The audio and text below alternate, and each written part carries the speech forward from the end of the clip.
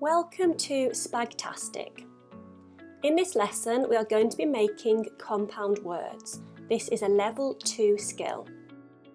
We are going to start by thinking about what is a compound word. A compound word is simply a word made up of two other words which are joined together. Let's look at some examples. If we take the word arm and the word chair, we make the new word armchair, which is a compound word. If we add camp to the word fire, we make the new compound word campfire. Here are some words: white, tree, house, gold, board and fish. Some of these words can be joined together to make new compound words. Why not pause the video and have a think for yourself about which words can be made? Here are some suggestions.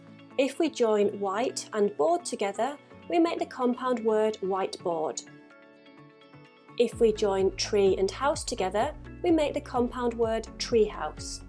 And if we join gold and fish together, we make the compound word goldfish.